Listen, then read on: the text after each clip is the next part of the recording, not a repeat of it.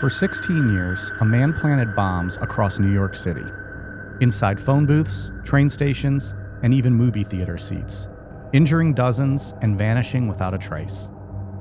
He left behind cryptic letters, signed FP, and a single obsession: revenge against Con Edison.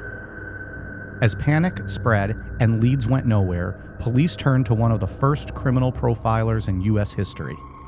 Tonight, we break down the case of the mad bomber, George Metesky. I'm Mike. I'm Ian. And I'm Dave. If you've always been a secret fan of the Unabomber's work, stick around. Sometimes you have to pay tribute to the elders who paved the way and walked so you could run. This is Necronomipod.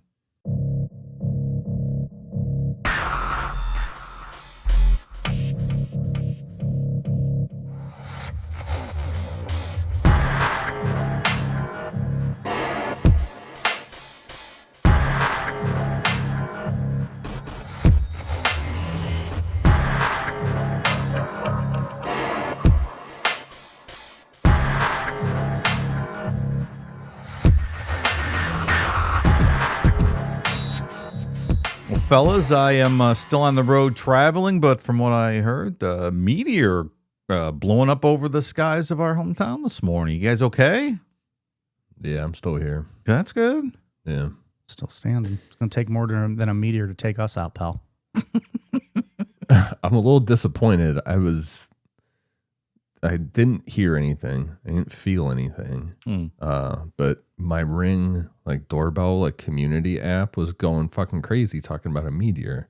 And I went back on my Ring and I was standing outside when it happened. I just didn't hear anything. So maybe I was just completely oblivious to what was going on around me.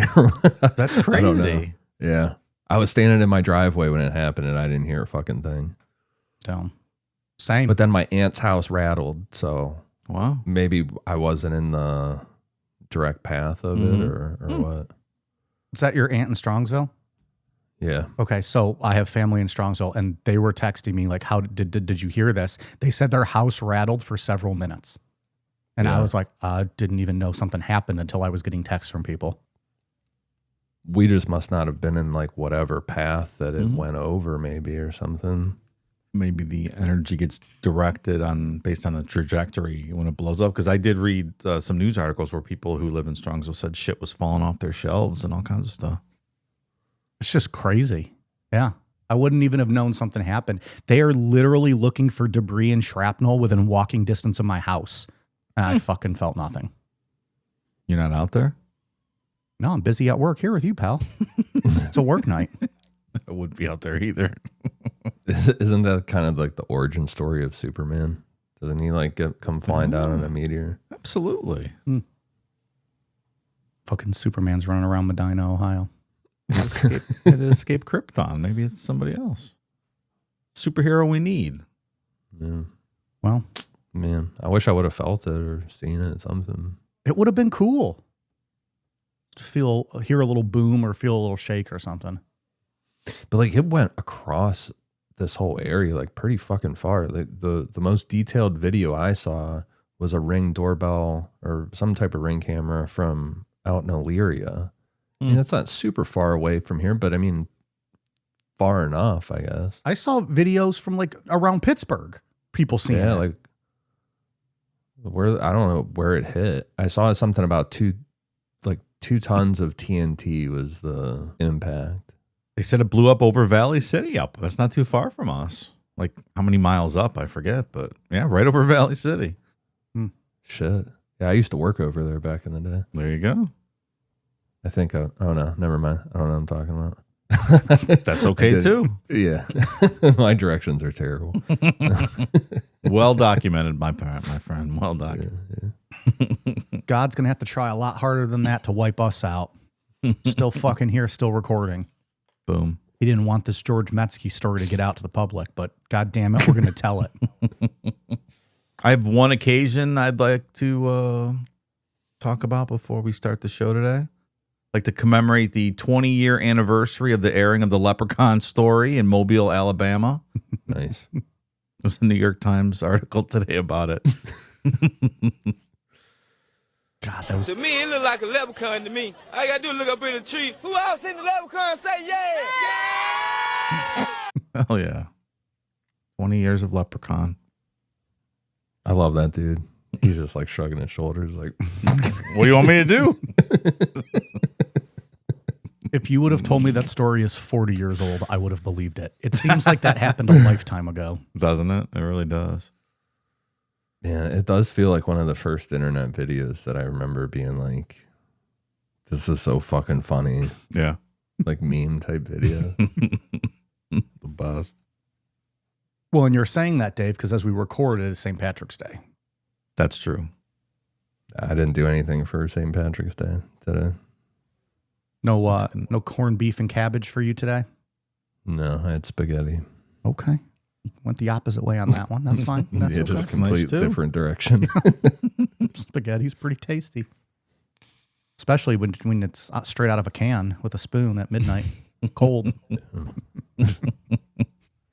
I was eating cold lasagna a couple days ago. So good.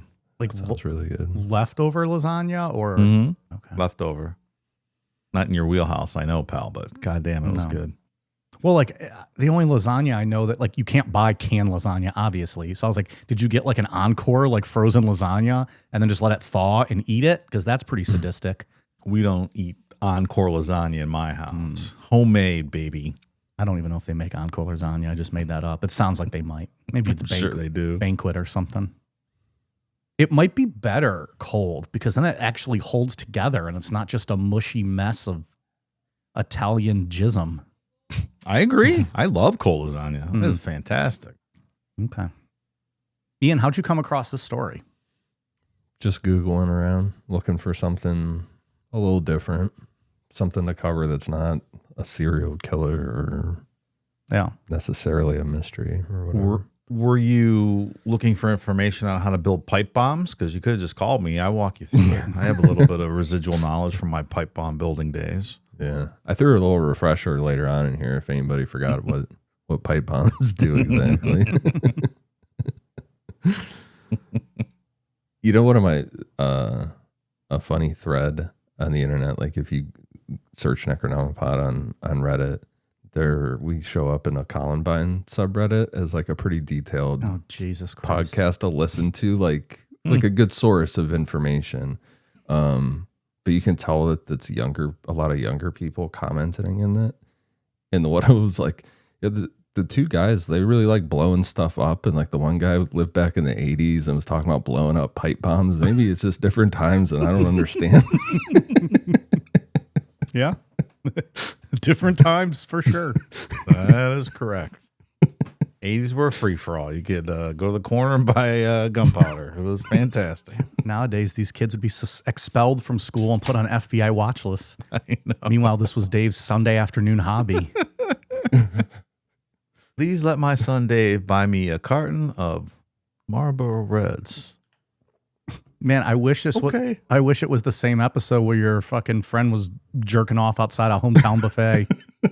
That would have really blow those kids' minds. That was a good story. He wasn't jerking off. He was pissing on the window. Well, either way, his wiener was in his hand. Someone took very much offense to that story and sent us an email about how it was sexually abusing the patrons in the restaurant, and we were making light of it and stuff. Like, lady, I was 8 years old, man. I was just Calm listening down. to a goddamn story. Like, I mean, yeah, it's not great.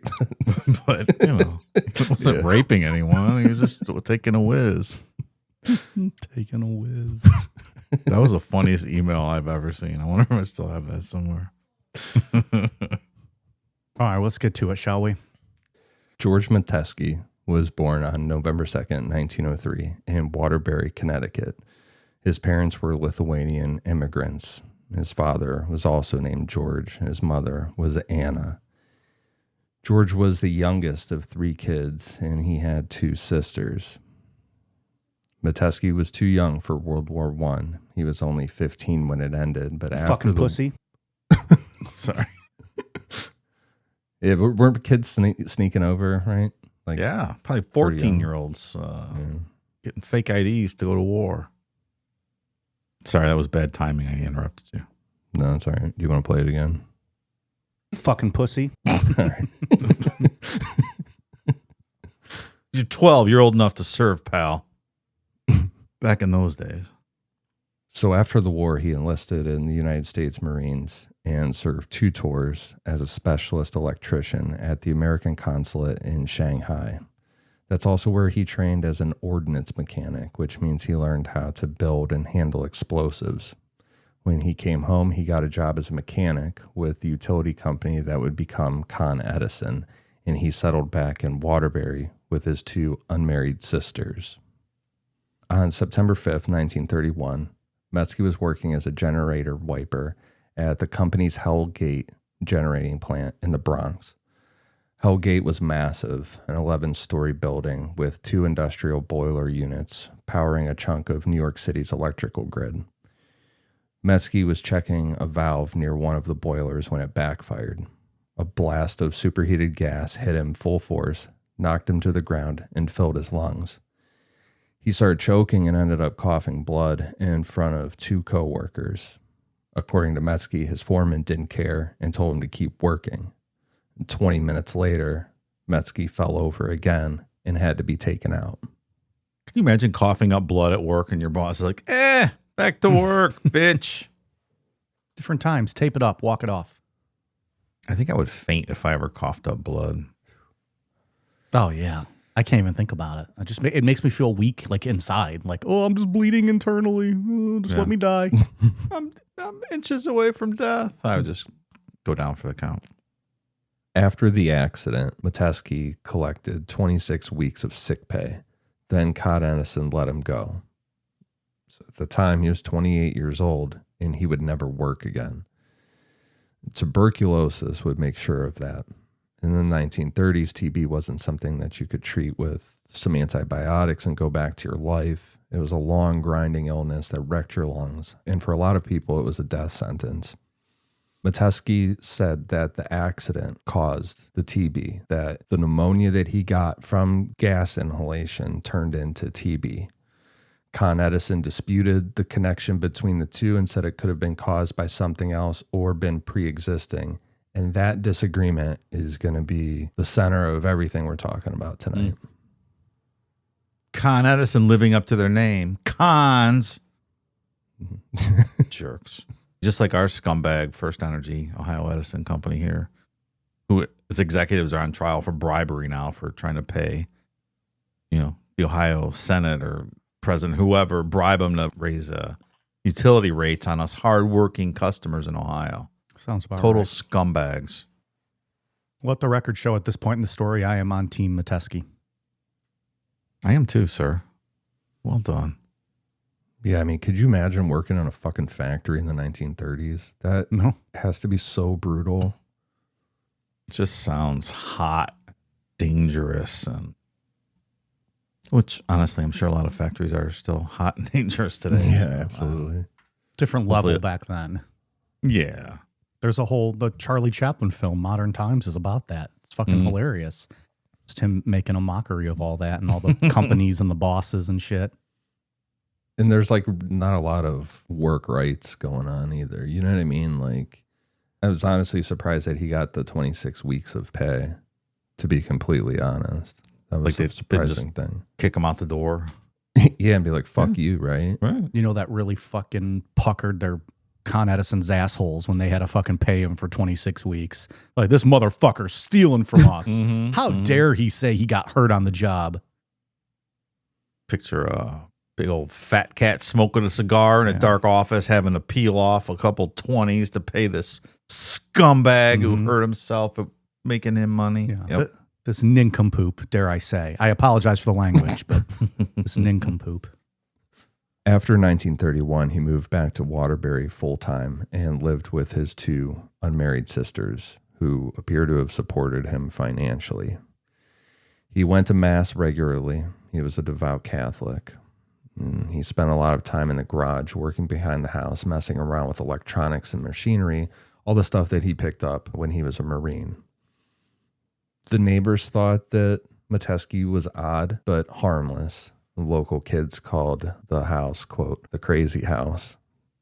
There's no real reason for that, just beyond the fact that, he's kind of a loner and nobody knew what he did all day.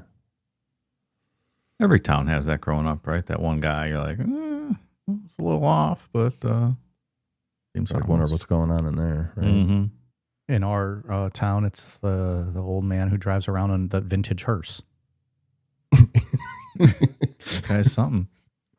Or the homeless guy who lives on the street until winter comes and then he assaults someone, so he goes to jail for the winter. Yeah. And refuses everybody's help. Like he's That's happy right. with his little setup. That's right. His vacation home is county jail. It's something else. He does turn down everybody's help. Yeah, and he gets like mean about it from what I heard. Yeah. We've painted such a lovely picture of our hometown. Well, I've heard that someone a couple years ago set him up with an apartment and tried to do kind of what you would think someone would do to help, but then he like destroyed the place and there was feces all over the walls and stuff like that. So Yeah, there's a lot of mental health going on there. yeah, Yeah, like some schizophrenia, like untreated schizophrenia or Probably. something. Somebody made videos of him and posted it on TikTok or Facebook or something because he was saying like real weird shit to her. Yeah, I remember hearing about that. Yeah. Pretty off the rails guy.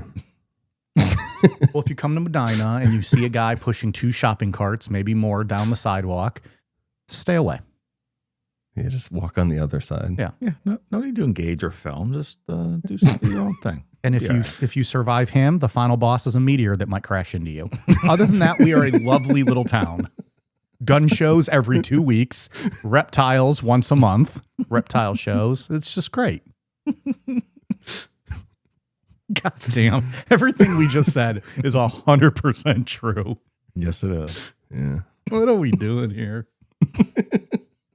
We're all going to end up on George Metesky's side here.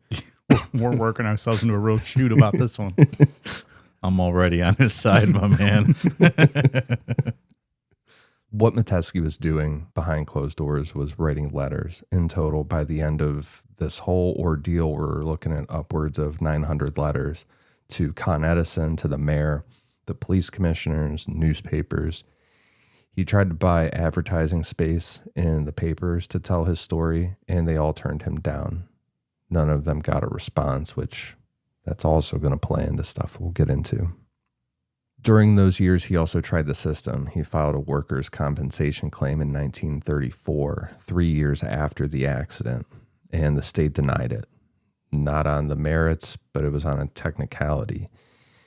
Metesky had waited too long to file. The deadline under New York law at the time was 2 years. There's nothing that gives like a clear answer like why he waited the 2 years. But he might have not understood how bad his pneumonia was until the TB set in. And then by the time, too much time had passed, that's completely possible. It's not like he was just sitting around like fucking around. You know what I mean? Like the tuberculosis really wrecked his life. And that's a perfectly plausible hypothesis for this as to what, why he might have not filed it right away. You didn't know the extent of all the damage done. And it sort of shows you he wasn't out just to get money, right? Like he wasn't suing him right away. He's like, all right, I got my 26 weeks or whatever. But by the time you find out it's long-term damage, probably I can never work again. Then yeah, I'm going to file this thing because you owe me, and that's what I'm owed. Yeah. The only con here is Edison. Yeah, sons of bitches. Pay. There's Con Edison gave him a small insurance settlement on top of the sick pay that he had gotten, which may have made him think that this whole thing was handled at the time. I don't know. But he appealed 3 times over the next 2 years, and the state denied him every time.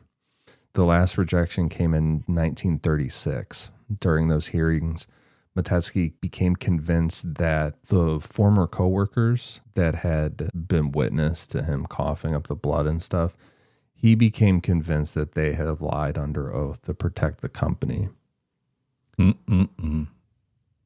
It's not clear what exactly they said, like if they really did, I don't know, like there's no transcripts out there of what exactly was said regardless, that is what Metesky felt. And this whole thing comes down to his mental state, right? Whether or not it's reality or not. Yeah, he believed that 100%, whether it's truth or not. Right. That was his reality going forward. And like these coworkers are kind of where maybe it could split, right? Because up until then, everything seems to be a valid grievance, right? The company is fucking them over. Yeah. Look, I wouldn't put it past Con Edison to lean hard on these guys. But like, you sure you want to testify like that? You like to keep your job kind of thing. That's true too. Yeah. I mean, we're talking Depression era, so can't be losing your job. That's what I'm thinking. That's the other thing that I was just thinking as you were talking. And I'm not thinking in the context of the era. You know what I mean? Like I'm talking like it's nowadays, or like in even into the 50s or 60s, which it's not at all. They probably were like, yeah, fucking lie. Yeah, do whatever they be can on our side. Keep their jobs. Yeah. Look, if it's between, you got kids and you're going to feed them or they're going to starve, or you're going to lie about what happened to this guy you worked with. I mean, everyone's going to make that same decision. So 9 years after the accident, on November 16th, 1940, someone left a wooden toolbox on a windowsill at the Con Edison power plant at 170 West 64th Street in Manhattan.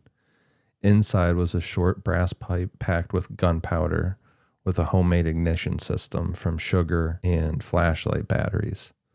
Wrapped around the outside was a note written in block capital letters, "Con Edison crooks, this is for you," and signed FP.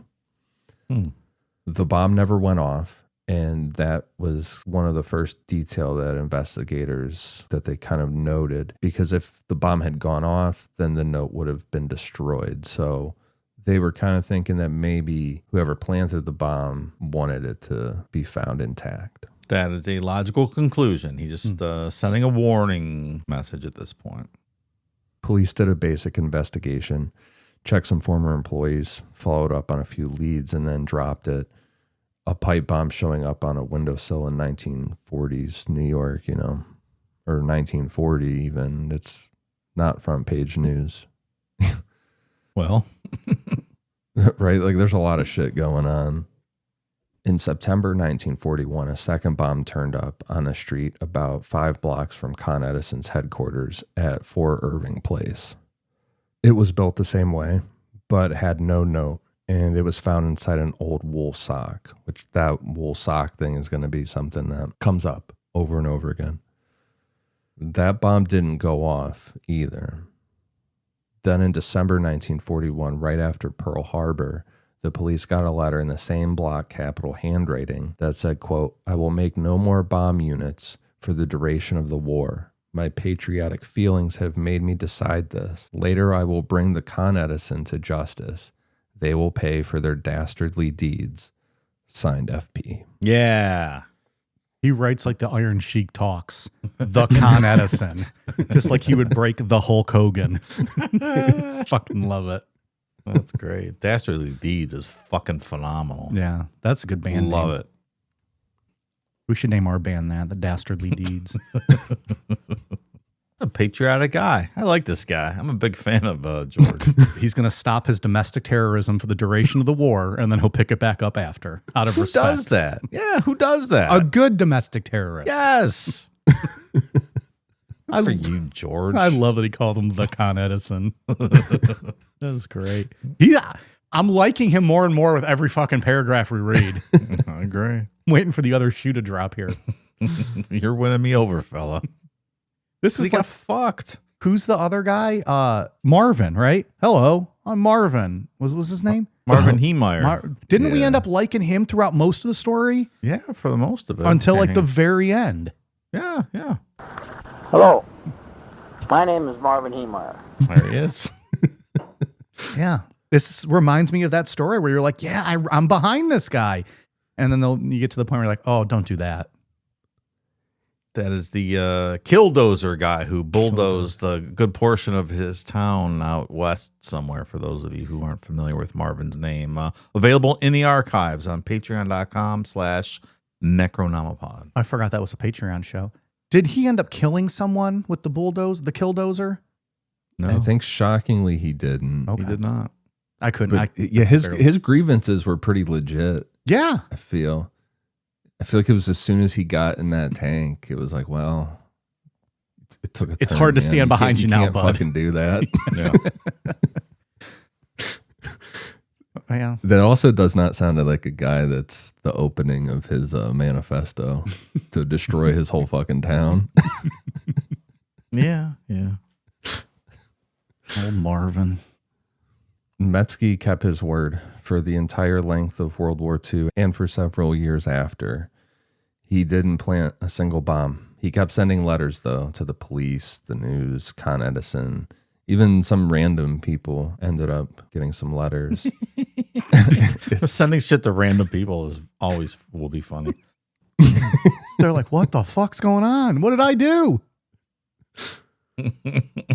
I read this last letter he sent, and I hear it in the old, look here, see, I will make no more bomb units for the duration of the war. They will pay for their dastardly deeds. It's like a Batman villain. Yeah. Dastardly deeds. It's the Penguin. Dastardly deeds. All these notes were written in the same block letter. And the only thing that stood out about these letters at the time were the G and the Y had an unusual shape. And investigators that were looking at the case at the time thought that whoever was sending these might have had a European background. But that's really all they had going on with this. What did the FP stand for? Fucking pussy. Oh, that might be it. That checks out. I had some other quotes here from some other letters that he'd sent just to kind of get a vibe for what other one sounded like. Quote, I will make the Con Edison sorry. I will bring them before the bar of justice. Public opinion will condemn them. For beware, I will place more bombs under theater seats in the near future. We haven't gotten to that tactic yet. The only thing missing is, I will fuck them in the ass and I will make them humble. I will break the Con Edison. I will make the Con Edison sorry. I love this guy. So for 10 years, the case went cold. The letters kept coming, but thankfully he stuck to what he said. He wasn't sending bombs. Man of his word. You got to at least respect that. Yeah. Even the mafia helped the government manage the docks for terrorist activity during World War II in New York. So everyone was pitching in. See? On March 29th, 1951, a bomb went off inside a phone booth at Grand Central Terminal. Nobody was hurt, but it blew out like all the glass windows and shit and sent people running. Right after the explosion, someone at the Grand Central Oyster Bar picked up a ringing phone. A man on the other end, described as having a foreign accent, asked, quote, was there much damage? Troll. Troll. Oh, yes. How much damage happened at the Grand Central? All right, see, now he's losing me. You should be sending bombs to the president and the shareholders of Con Ed. Yeah, Con Edison, not Grand Central, where working people are getting on the train. This is a tough one to get behind. I feel like all these guys kind of do that, right? Like Ted Kaczynski had some valid points about society and stuff. It just, you start going after innocent people and your whole message is just lost or whatever. Agree. Like I understand this guy. You sit around for years and then this big company fucked you over and you just stew about it all day, every day, and there's nothing you can do about it, and you're trying to come up with a way for revenge, but not like this. Yeah, this is a tough one. Quick side note, I had to mute my microphone because I just sneezed. Talk about us getting old. My traps are on fire right now from that fucking sneeze. Oh my God, it hurts so bad. Declan, come rub my traps. Oh my God, that burns so bad. Put me down. I don't want to live anymore. This is tough. Ugh. I can't even survive a sneeze. What's going on? I know what that pain's like. That fucking hurts. Why is that happening? Oh. All right, carry on. I'll try to make it over here. So that was his first bomb to actually detonate, and from that point, he didn't stop. Over the next 5 years, from 1951 through 1956, Metesky planted close to 30 bombs across New York City in phone booths, public restrooms, storage lockers, movie theaters. He hit Grand Central Terminal multiple times, plus Penn Station, the Port Authority Bus Terminal, the New York Public Library, Radio City Music Hall, and the RCA building in Rockefeller Center. Regarding the movie theater ones, these ones are particularly scary. He'd buy a ticket, sit down, and once the lights went out, he'd take a penknife and slice open the seat next to him, and then he'd push the bomb down inside the cushion and leave.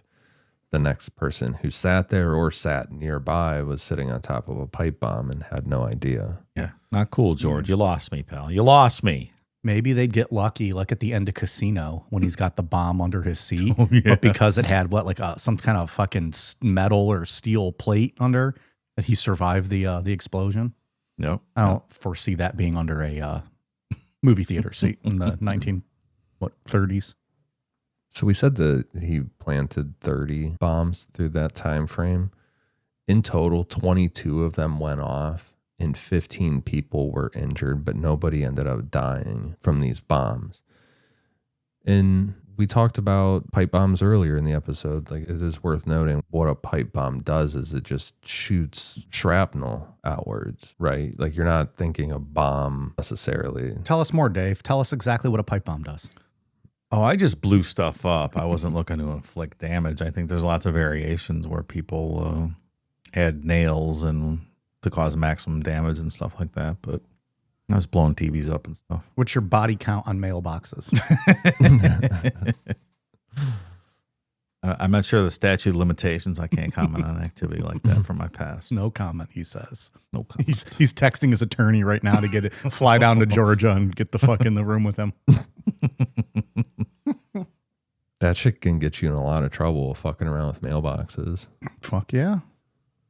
Nope. Not a good idea, kids. Mm-mm. I've seen Dazed and Confused. They'll hunt you down at the local gas station and fucking shoot at you. That's right.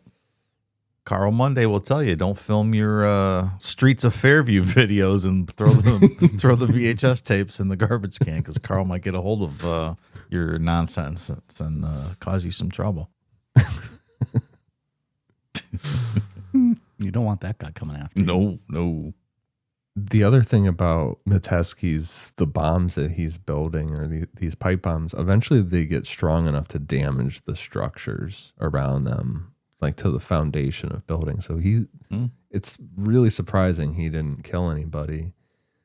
And that gets into a kind of debated thing with this story, is that he claims to have built these bombs specifically not to kill anyone. I don't even know why I said it's debated. At least it's not debated in my mind. This sounds completely ridiculous. I think it's just chance that he didn't end up killing somebody. Oh, see, I was going to say, he's reeling me back in now. But all right. See, now we're getting into last week's debate. Intent. What was his intent? Was it to scare people or to kill people? He just wanted to kill the Con Edison. He should have been bombing the Con Edison. He really I don't know why he's bombing people in theaters and Grand Central. Misdirected bombings. Right. He told Dr. James Brussel, who we'll get to, that this was deliberate, that he positioned the bombs in places like baggage lockers where the blast would be contained. And he said that he prayed that nobody would be hurt, and he tried to aim to do these on Sundays specifically too. Well, it's the Lord's Day. That's understandable. Everyone should be at church, not out getting bombed. I assume he was a devout Catholic. He wasn't bombing churches. So. No. All right, George. That's a wild logic, right? Like, well, I'm going to let this bomb off, but hopefully Jesus does somebody a solid. Yeah.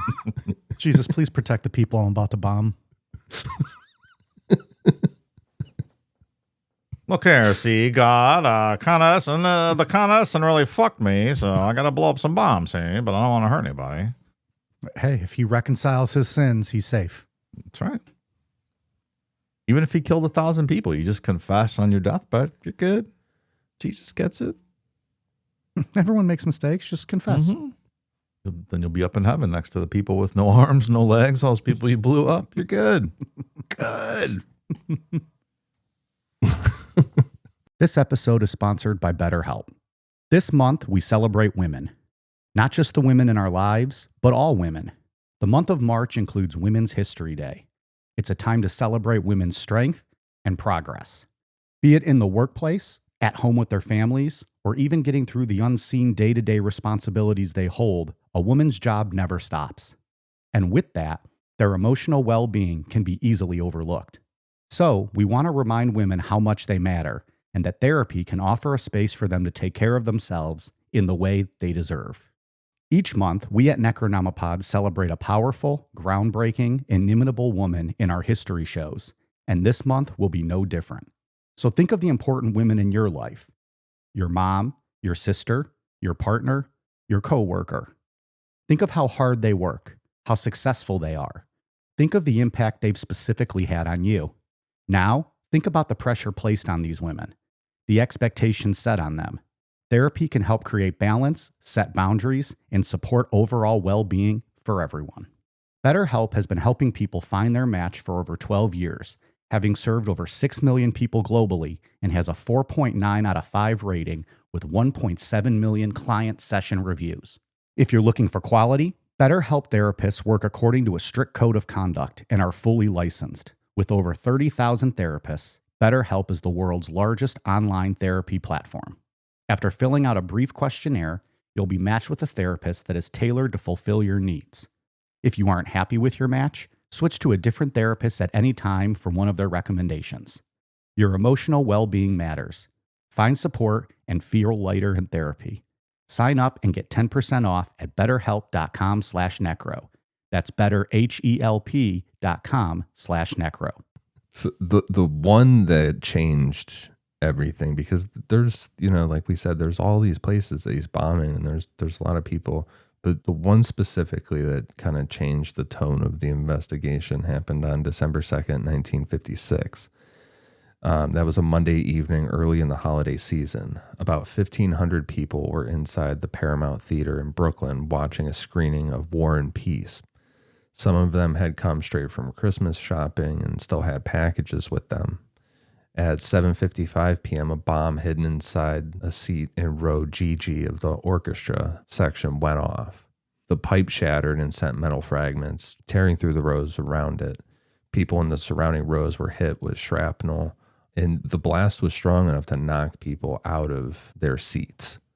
Sourcing's a little different. Some say 6, some say 7 people were injured. Regardless of what's accurate there, a lot of people were at least 6 people were really hurt, and everybody else was super scared. It really escalated. Dave, would you be likely to pipe bomb a theater if you were in there watching a movie and someone sat next to you with a bunch of shopping bags and Christmas presents? All that crinkling noise going on the entire time. You're just crinkling, trying to eat your popcorn and sip your soda in peace. No. Like if I had an extra pipe bomb in my pocket, would I set it off because of that? Yeah. Nah, if there's a crying baby behind me, I would open my penknife and I would put it deep in my seat cushion. I would light it and get up and leave. I thought you were going to say blow yourself up too. Just take everybody out. You're going too. The day after the Paramount bombing, NYPD Police Commissioner Stephen Kennedy met with commanders from every division and ordered what he called, quote, the greatest manhunt in the history of the police department. He promised an immediate promotion to whoever caught the bomber. The city posted a $26,000 reward as well, and every cop in New York was put on high alert. Well, some good money. Yeah, that's a fuck ton of money back then. Oh, yeah. And they didn't, it's still at this point, all these bombs have been coming and they don't have any evidence besides the weird shaped letters, and the dastardly deeds European kind of thing. He was very meticulous in how he made these pipe bombs. He really made sure to not leave behind any evidence at all. The one thing that they did know for sure was that he was not a fan of Con Edison. Every single letter, even the ones that he sent to random people, talked shit on Con Edison. The Con Edison. Hey, you ever hear of the Con Edison? They suck. Like, who sent me this? Sorry you lost your foot. Fuck the Con Edison.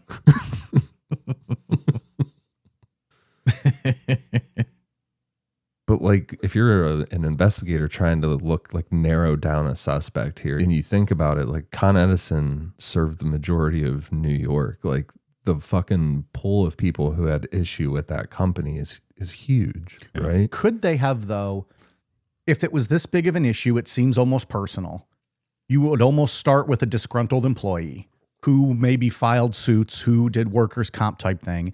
And on top of that, you have from the initial train station, someone at the Oyster Bar said they had like a foreign accent. It almost seems like if you would have went that route, you might have been able to pinpoint it a little bit, at least narrowed it down by a lot. But what do I know? I'm not an investigator. I'm not a police detective. How dare I tell them how to do their jobs? They're going to come beat me with their billy clubs. Billy Clubs. That's such a cool name, Billy Club. Do you know where they got the name Billy Clubs from? William Clubb, I believe, who developed them. That was the original police commissioner, and he developed the club, named it after himself. Are you being serious? not real. I just made that up. That's not true. I just made it up too. I just added to your farce. Damn it, we could have had Ian so good on that one. He was thinking, though. He's looking. He's like, they both said the same thing. That is what I was thinking. Damn it, I should have kept going with it. I didn't know you were doing a bit based on me. William Club. Whenever I think of a billy club or a nightstick, I just think of the Big Boss Man. So let's be honest, that's where my mind goes. The way he used to be able to fucking spin that thing so fast in his hand. That's the epitome of cool. 350 pounds and he can work a billy club. The all comes back to wrestling. Yeah. Well, now I'm thinking it because I just picture this guy as the Iron Sheik. That's all that's in my mind now. Remember, Ian, have you heard, I know Dave has, the bits on Stern when Sheik would be on and they'd have like fake Macho Man call in and call him a little bitch and get him all fired up and angry? This is so fucking funny. At the same time that Metesky's sending all his bombs, copycat bombers started popping up. Back in 1951, a former Con Edison cable splicer named Frederick Eberhardt mailed a fake pipe bomb filled with sugar to Con Edison's personnel director. Eberhardt had been fired by the company in 1948 for allegedly stealing company property, got arrested for it, and then ended up getting acquitted at trial. So it sounds like he was probably, getting fucked over by the company as well. Sounds a pattern. And if you're George, that's exactly what you want, right? Copycats, hide your trail even better. Yeah. He filed a $75,000 lawsuit against Con Edison. And while that suit was pending, he was just sending bombs all over the city, or fake bombs all over the city. He's just not even kayfabing it. He's just... At his arraignment, an assistant DA told the judge that Eberhardt was, quote, a particular source of annoyance, and that hundreds of officers had been called out to investigate all his fake bombs. He was sent out for a psychiatric evaluation, and the case was eventually dismissed on a technicality. The packages he was sending didn't contain a written threat, which the law at the time required. So you could send fake bombs, as long as they didn't, you didn't attach a letter to them threatening anybody. Look, if I can't live in a world where I can't send fake bombs and not get in trouble, then I don't want to live. I'm not bothering anybody with my fake dynamite wrapped in timers and wires and sending it to the daycare and the preschool. Who am I bothering? I'm not bothering anybody. It's a little harmless fun. I want to tape that to the bottom of a bench seat in the back of a school bus one day. Why? Why can't I have some fun? I prayed about it beforehand. Nothing's going to happen. It's not real. Different time, I guess. The Eisenhower days, Dave. These were the happy times. Yeah. That's what everyone looks back. Classic Americana, right? The days you want to go back to. No, we're still in the 30s here, aren't we? Oh, 1956. Yeah, I'm sorry. Jesus Christ, you're right. Remember, because he waited till after the war. That's right, And yeah. I think it was 51 when he got back into the game. And Eberhard wasn't the only one doing this. And when he, got in trouble for the fake bomb threats, they still kept popping up. At the peak of this becoming a hysteria the week after Christmas, police were getting 50 false bomb calls a day.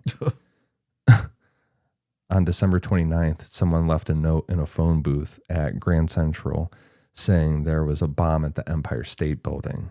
Police, of course, they have to go through and search all 102 floors. A 63-year-old railroad worker they picked up at Grand Central as a suspect for this ended up dying of a heart attack during the questioning. He turned out to have nothing to do with it, but... Oh, come on. That's terrible. It's like full-blown hysteria. Yeah. Now. With no solid leads, really. A captain named John Cronin reached out to a friend of his, a psychiatrist named James A. Brussel. Brussel was a criminologist, a former counterintelligence profiler from World War II and Korea, and the assistant commissioner of the New York State Commission for Mental Hygiene. Also founder of the Sprout. He was actually a botanist who mixed bean sprouts with peas, and that's where the Brussels sprouts came from. Thus giving us one of the greatest vegetables of all time. Agree. That is it's in my top 3 for sure. Oh, yeah. Where was I the other day? I had some fantastic, like not blackened, but like crust. We That's burn them a little that's bit. the best so way. Fucking good. When they got a Man, little they bit were of awesome. like a char on the Charred. outside. That's the word I was looking for. Charred Brussels sprouts. Oh, man. They were excellent. Yeah, how do you do that? Like with a roast, you have to like put them on the roaster, right? The roaster Yes. setting. I say, hey, wife, I want some charred Brussels sprouts. Make it happen. Couldn't you throw them in some foil and like throw it on the grill for a couple minutes? Yeah, that's Do that. good. Yeah. Yeah. Chef Mike in the house. I haven't done much grilling or smoking or anything in the past couple of years. I think I'm going to get back to that this year. Oh, I want to do some smoking right now. Different kind. My wife didn't eat meat for many years, but she's back in the meat game. Yeah. So, yeah. USA. There's your clip. She's back in the meat game now.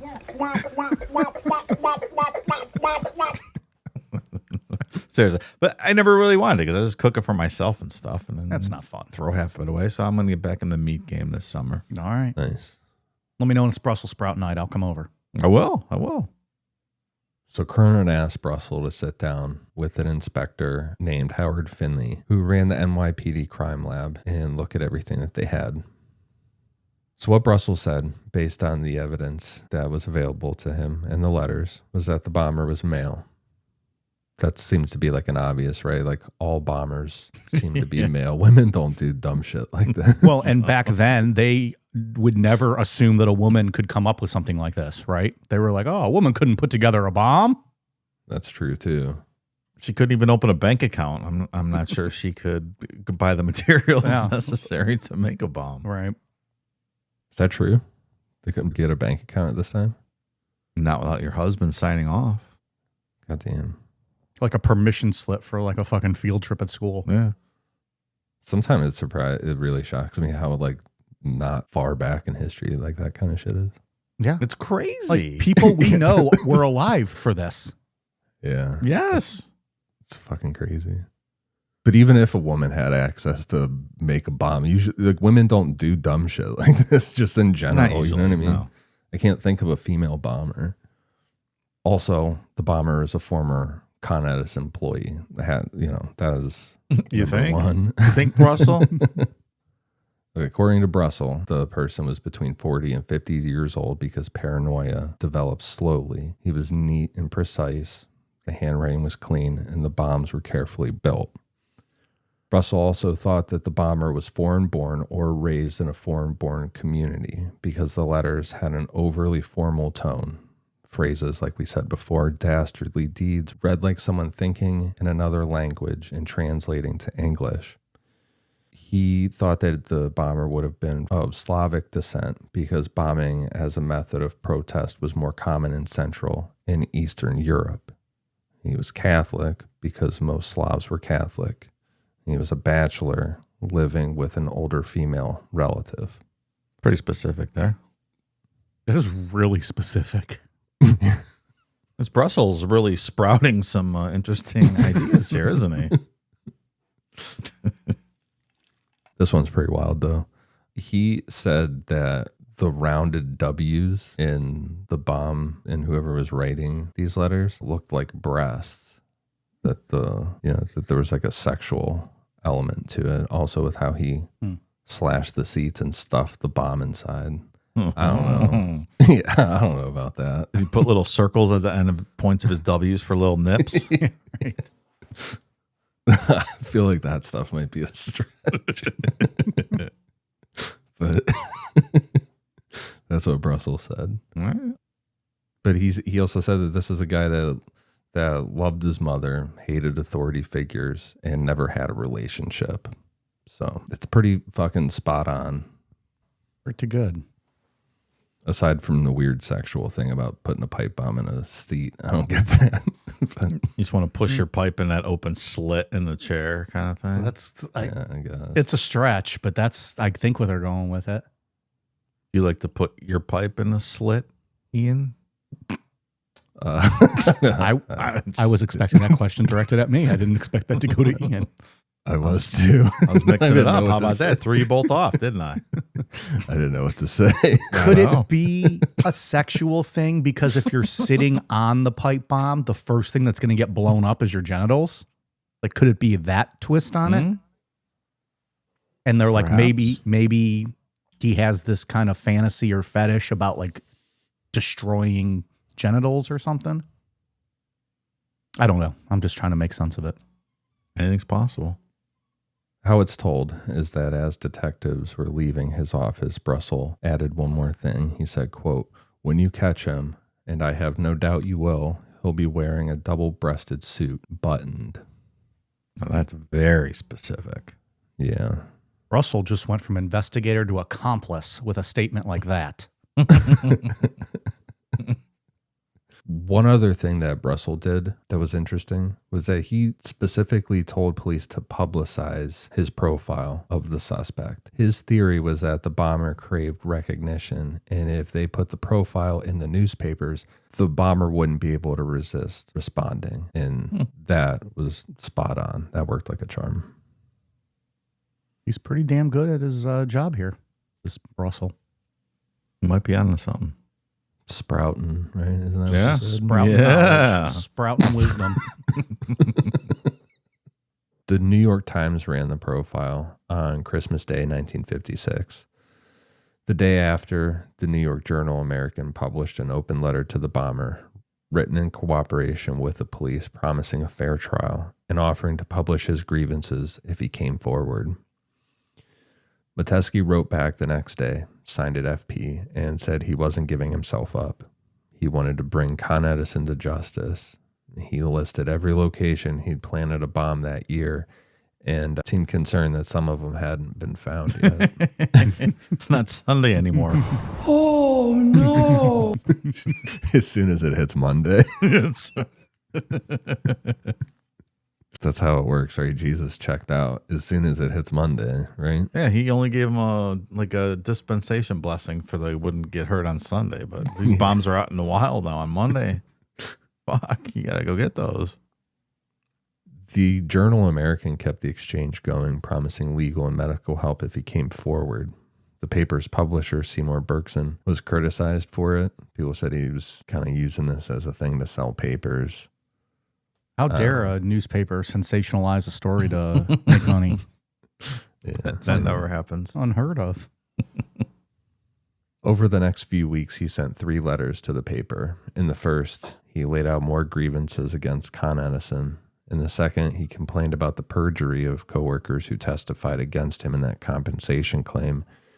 And in the third, he gave a specific date of his injury. In the middle of all his ranting and shit, he said that this whole incident happened on September 5th, 1931. He also thanked the paper for publicizing his case and said that the bombings would never be resumed. Not a good idea, George. That was a misstep, my friend. Yeah. A Con Edison clerk named Alice Kelly had been reading the newspapers. She'd seen the profile and the date that Metesky himself gave, the September 5th, 1931 date. And for days, she'd been going through the company's old workers' compensation files looking for anyone who matched.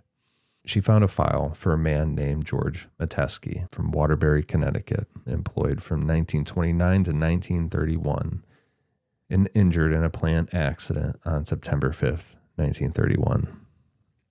And in the file were several letters Metesky had written to the company over the years, ones that, like, while the exchange was going on with the whole, trying to get the appeals process going on his claim, right?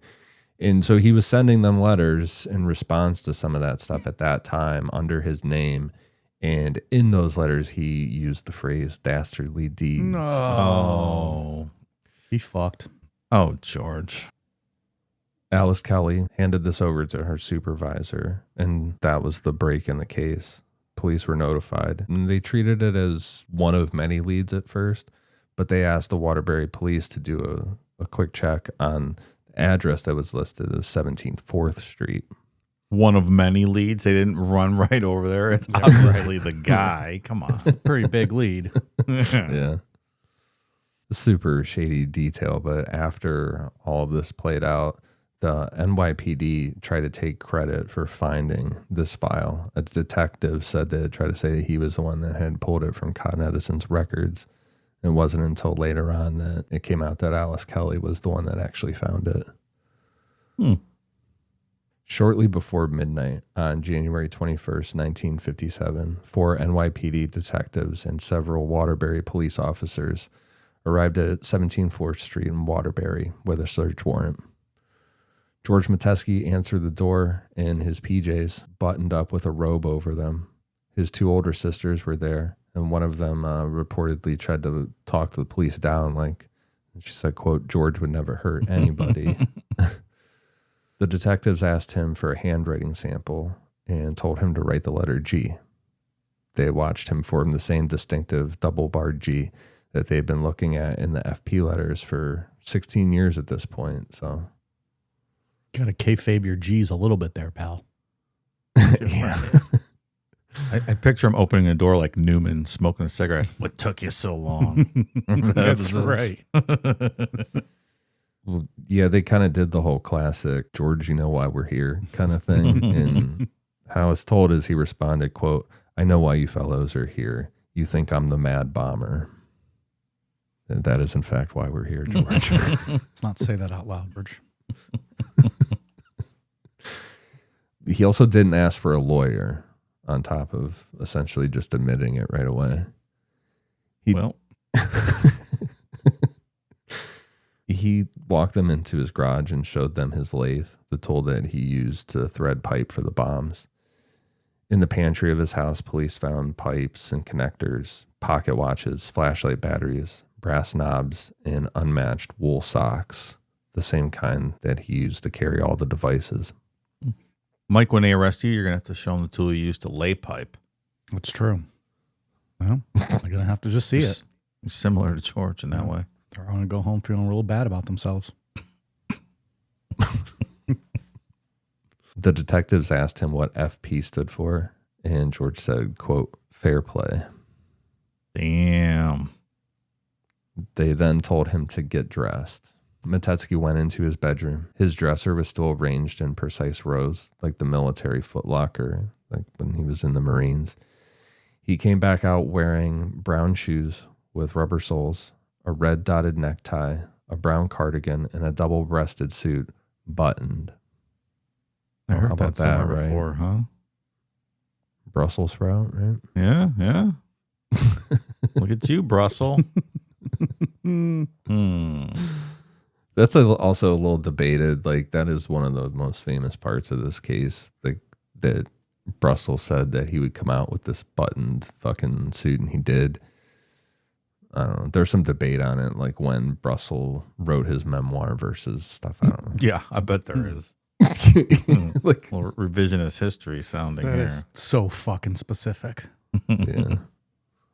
I believe it was like an 11-year difference between the claims and stuff. So it's like, all right, dude. When Metesky was booked at the station, he was smiling. In every picture from that night and the days that followed, like when he's in his jail cell is the most famous picture. But like in court and everything, he was always smiling, and not in like, it's a crazy smile. You just have to kind of see it. I don't know. Yeah. Unnerving. Is that what you said before? Unnerving? Yeah. Yeah. Or unsettling. Mm-hmm. Unsettling. That's the word. He looks like a guy that would, like, the look in his eyes is a dude that would send bombs out in the world. It absolutely is. Like, if you're a juror, you just see him and you're like, oh, yeah, that dude definitely was sending bombs. Yeah. Guilty. Yeah. Author Michael Cannell, who wrote a book about the case, described Metesky as, quote, walking into police headquarters like he was walking the red carpet at the Academy Awards. He seemed completely out of touch with what was happening to him. He told reporters he was glad he did it and that he believed he was fighting a holy war for the forces of good. It's really giving. I'm sending you guys a photo now that's just ridiculous. Him like in police custody being taken in and he's just smiling.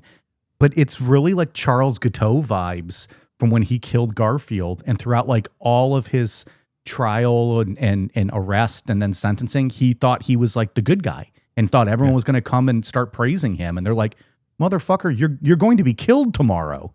Like right. no one's praising you. But this photo is ridiculous. He looks very proud of himself. Yeah. A grand jury indicted him on 47 counts, including attempted murder, damaging buildings by explosion, and carrying concealed weapons. Court-appointed psychiatrist examined Metesky at Bellevue Hospital and diagnosed him as a paranoid schizophrenic. They found him legally insane and incompetent to stand trial. On April 18th, 1957, Judge Samuel Leibowitz called him, quote, hopeless and incurable both mentally and physically, and committed him to the Mattawan Hospital for the Criminally Insane in Beacon, New York. Metesky's tuberculosis was so advanced that he had to be carried into the hospital. Doctors didn't expect him to survive more than a few weeks, but after a year and a half of treatment, his condition improved. A newspaper article written 14 years after all of this described him as, quote, vigorous and healthy looking. So if anything, locking him up seemed to have, maybe saved his life or at least improved his conditions. Yeah, sounds like it. He was a model inmate who never caused any trouble, but he also never responded to psychiatric treatment.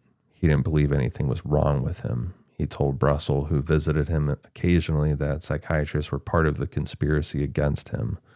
When Brussel asked him directly if he thought he was crazy, Metesky smiled and said no. Silly Brussel, of course not.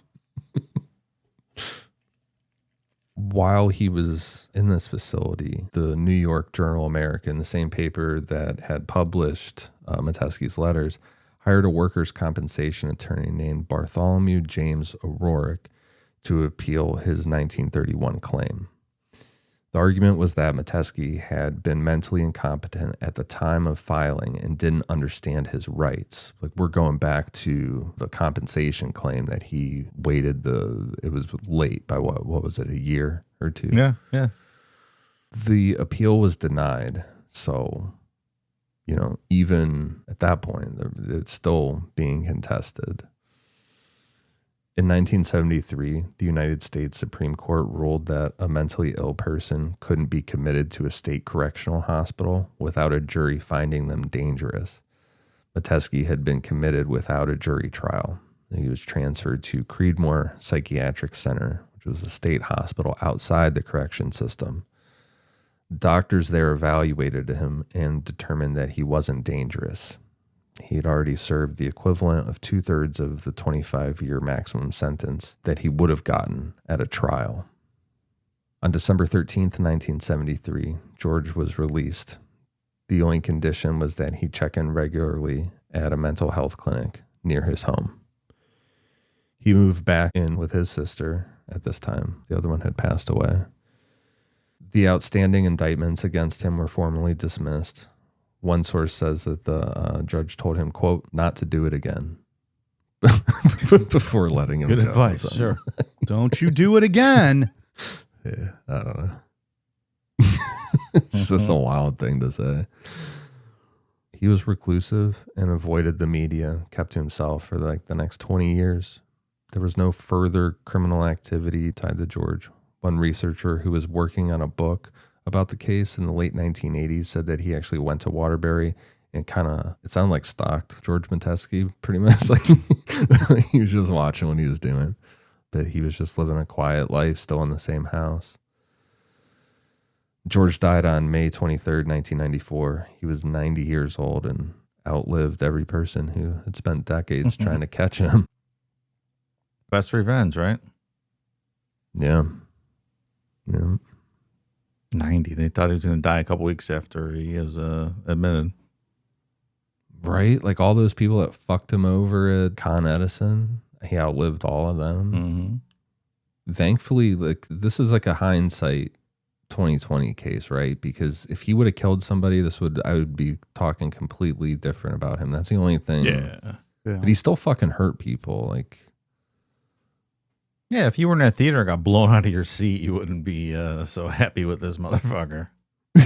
Like, blow up Con Edison, man. What the fuck? I didn't make your lungs bleed, dickhead. I was trying to watch the Audrey Hepburn movie, dick. Yeah. Do we think, so it seemed like, he turned around quickly in prison when he got treatment. Did he not get treatment because of his mental health? Did he not get treatment because he didn't fully understand that he needed it?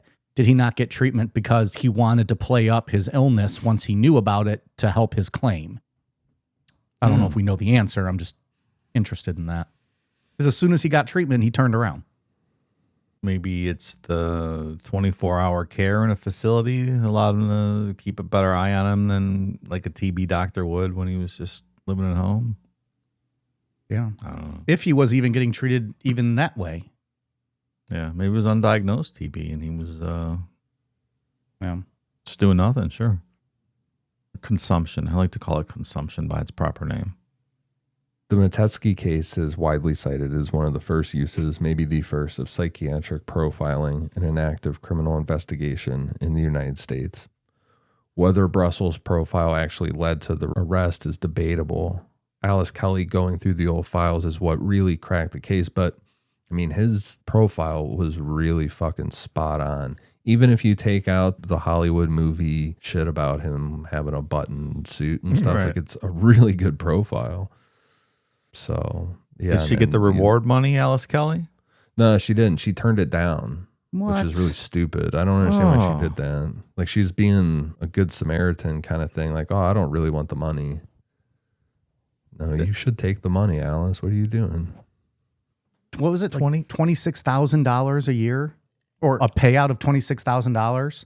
Yeah. More than Yeah. she would make in several years? In 1956, I just looked it up. So it's the equivalent of $310,000 today. Turned it down. What? What are you, nuts?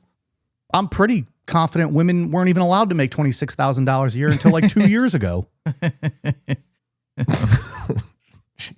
That's a bold statement that you just made. I'm not saying I'm for it. I'm saying just the way it seems. Well, wrong move, Alice. I thumbs down. You're not taking the money. Gotta take the money. Because then somebody else is going to fucking take the money. Somebody that definitely doesn't deserve it. Exactly. So that's the Mad Bomber of New York. It's a lot of bombs. Very lucky that no one got killed. That's an Yeah. interesting story, though. I'd never heard of this before. Mm-mm. It's fucking wild shit, man.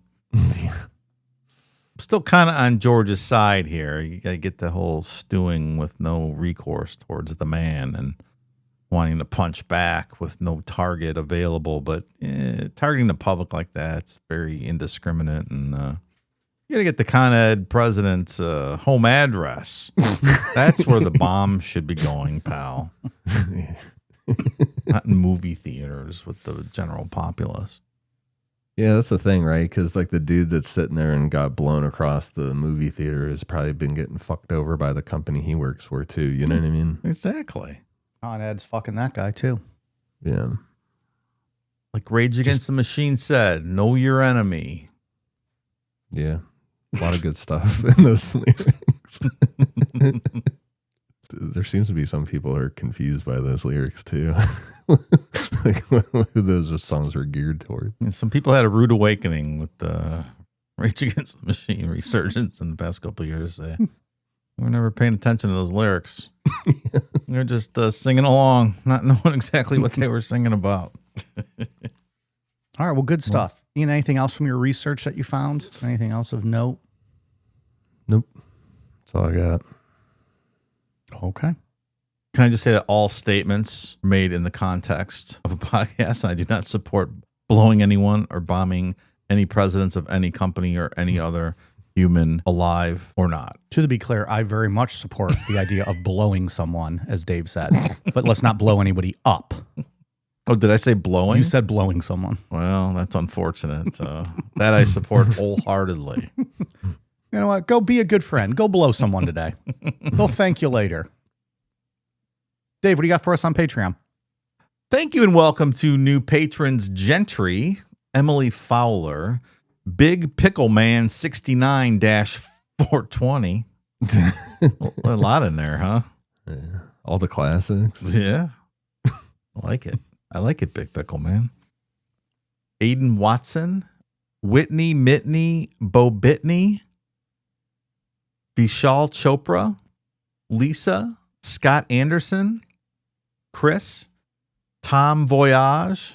Maybe it's Tom Voyage. I'm going to say Tom Voyage. Camilla Skin Tangent, Rebecca Romaine Stamos. Wow, that's a cool one. Oh, man, I loved her. That's my Mystique there, buddy. Is that the X-Men girl she played? Yeah. I do not claim a Mystique, so I'll just go with you on that one. Okay. Rebecca Grosvenor, Adam Gonzalez, Adam Higaretta, Marco Gutierrez, Mo Lester, Sam, Jonathan, Spooky, Jeffrey Whitney, Katie Dial, Des McChillan, The Heathen, and Sloan. Thank you, new patrons. Enjoy. Ian, anything new on your end? On Patreon, we just covered the Tallman bunk beds. Yeah. That's cool. Haunted bunk beds. Our first haunted furniture episode. Mm-hmm. Maybe think twice about going out there and thrift shopping. Maybe. Jeff the Talking Mongoose vibes in that episode.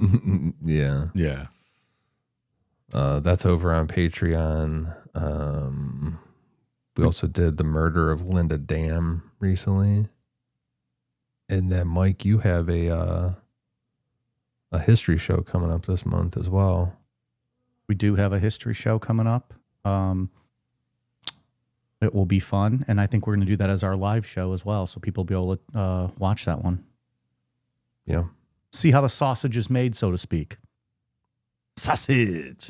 And then I think we're going to end up doing something fun at the Art Bell tier as well. Should be a good time.